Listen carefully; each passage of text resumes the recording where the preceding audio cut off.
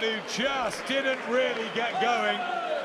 And that's hats off to Kabayel as much as it is to the sort of lack of full throttle from Chisora until the final 3 minutes. No, real good work from Chisora. Fair play to him, finishing strong, giving us what we wanted. And I said earlier, you're not going to know how good Kabayel is until you see him under pressure. And we saw him under pressure there for almost a full 3 minutes. And he responded well, and he fired back. I don't know what to make of Derek Chisora at this time in his career. By the way, this was the last fight he lost. Remember, he lost to Dylan Whyte in a very close fight. He had a comeback fight after that. Then he lost this fight against a tough, up-and-coming heavyweight prospect, a fight that I was surprised when I heard it was signed that he took against Ajit Kabayel. I forgot where he's from. Let me go check real quick. But he gives a brief statement at the end of this fight, which pretty much sums up his career. You know, if you don't know, he's going to be fighting Carlos Takam on the undercard of, here, let me find this.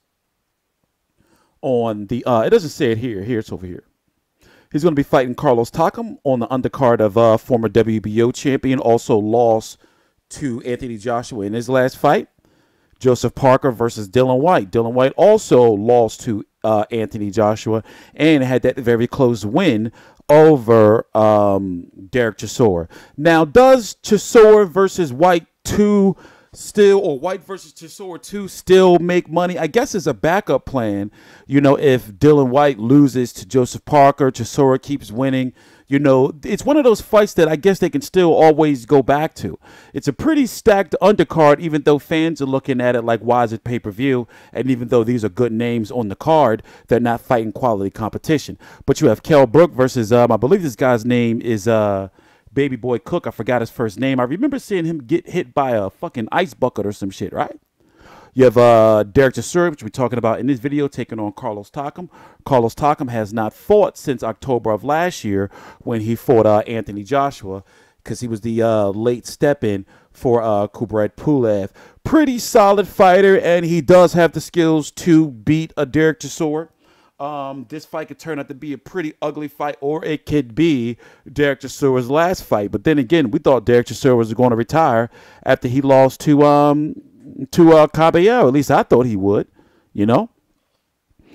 So looking at the Kabayel fight, even though he lost the fight, you got to think that this guy is an up and coming prospect that's going to be very highly coveted in the next few years to take over the division, especially at the age of just 25.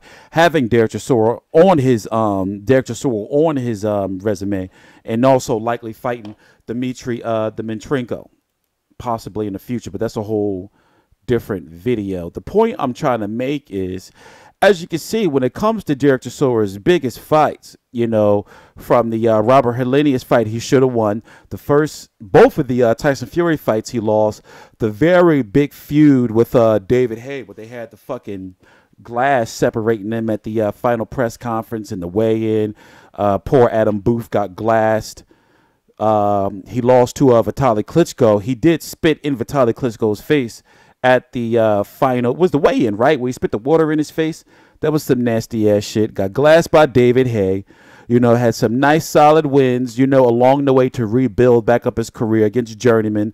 This Malik Scott fight was just, you know, atrocious. It looked like Malik Scott quit to me. You know, he really hurt my heart with that, and the Luis Ortiz, and, you know, so then he gets Tyson Fury again. Tyson Fury goes and beats him left-handed, you know, and has him looking stupid. He goes back on the comeback trail again. Gets Kubrat Pulev, loses to Kubrat Pulev, gets Dylan Whyte after Dylan Whyte loses to Anthony Joshua. You know, very, very good fight. In fact, that was the biggest heavyweight fight, the most exciting heavyweight fight of 2017, one of the best heavyweight fights I've ever seen, to be perfectly honest with you, especially watching them live. And now he's just building his way back up again. You know, so I just don't know, man. I just don't know.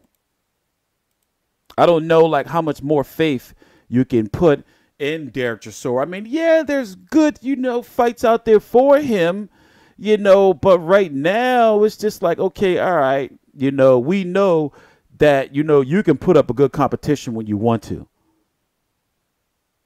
But even on his best day, he still loses to top, even, you know, medium level competition. Fascinating. Andy is with Derek. Derek, you just said to me then, how did I lose that fight? Did you think you had done enough? You know, in the later rounds I started boxing.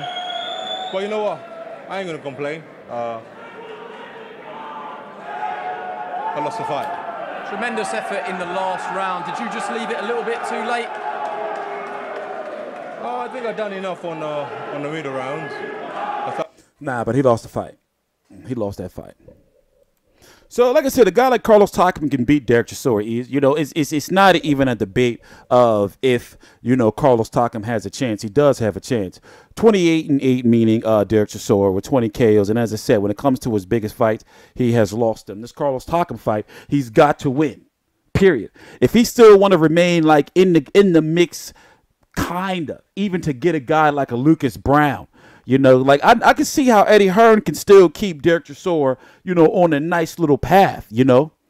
Even him versus the Tony Bellew if he keeps winning, you know. I see it. But it's all up to Chisora. I'm TstreeT Controversy. This is TstreeT Controversy Live. Please subscribe.